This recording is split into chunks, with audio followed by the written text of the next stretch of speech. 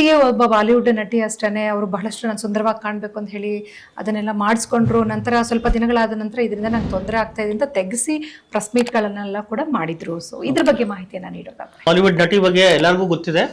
ನಾವು ಹೇಳ್ತಾರದು ಏನಂದ್ರೆ 25 ವರ್ಷದಲ್ಲಿದ್ದ ಹುಡುಗಿಗೆ ಬೇಕಾಗಿರೋ ಅಟೆನ್ಷನ್ ಅಥವಾ ಅವ್ರ ಏನ್ ಥಾಟ್ ಪ್ರೊಸೆಸ್ ಇದೆ ಅದೇ ಇದು 45 ಆದ್ಮೇಲೆ ಇರೋದಿಲ್ಲ. ಸೊ ಯಾರಿಗ್ ಮಾಡಿಸ್ಕೊಳ್ಬೇಕು ಯಾರಿಗ್ ಮಾಡಿಸ್ಕೊಳ್ಬಾರ್ದು ಅಂತ ನಾವು ಹೇಳೋದಿಲ್ಲ.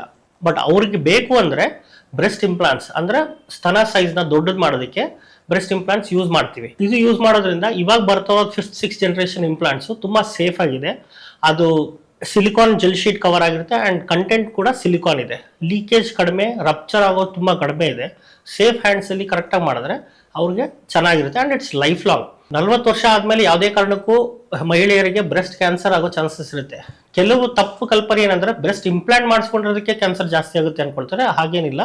ಯಾರೇ ಆದ್ರೂ 40 ವರ್ಷ ಆದ್ಮೇಲೆ ಅದು ಪದೇ ಪದೇ ಪರೀಕ್ಷೆ ಮಾಡಿಸ್ಕೊಂಡು ಬ್ರೆಸ್ಟ್ ಕ್ಯಾನ್ಸರ್ ಆಗಿದೆಯಾ ಇಲ್ವಾ ಅಂತ ನೋಡ್ಕೊಳ್ತಾರೆ. ಇನ್ನ ಜೊತೆಗೆ ನ್ಯಾಚುರಲ್ ಆಗಿರುವಂತದನ್ನ ನಾವು ಆರ್ಟಿಫಿಷಿಯಲ್ ಆಗಿ ಮಾಡ್ಕೊಳ್ಳೋದ್ರಿಂದ ಏನಾದ್ರೂ ಸೈಡ್ ಎಫೆಕ್ಟ್ಸ್ ಆ ಥರದ್ದು ಏನಾದ್ರೂ ಸಮಸ್ಯೆಗಳಾಗುತ್ತಾ? ತಲೆಯಲ್ಲಿ ಒಂದು ಫಾರಿನ್ ಬಾಡಿ ಇದೆ ಅನ್ನೋದು ಒಂದು ತಲೆಯಲ್ಲಿ ಒಂದು ಬಿಟ್ರೆ, ಅದು ಬಿಟ್ರೆ ಬೇರೆ ಸೈಡ್ ಎಫೆಕ್ಟ್ಸ್ ಅಂತ ಏನೂ ಇಲ್ಲ. ಇನಿಷಿಯಲಿ ಸರ್ಜರಿ ಮಾಡಿದಾಗ ಸ್ವಲ್ಪ ದಿನ ಹುಷಾರಾಗಿರ್ಬೇಕು, ಇನ್ಫೆಕ್ಷನ್ ಆಗದಿರೋಂಗೆ ಎಲ್ಲೂ ಗಾಯ ಮಾಡ್ಕೊಳ್ದಿರೋಂಗೆ ನೋಡ್ಕೊಂಡ್ರೆ 3 ತಿಂಗಳು ಚೆನ್ನಾಗಿತ್ತು ಅಂದ್ರೆ ಆಮೇಲೆ ಏನು ತೊಂದರೆ ಆಗಲ್ಲ.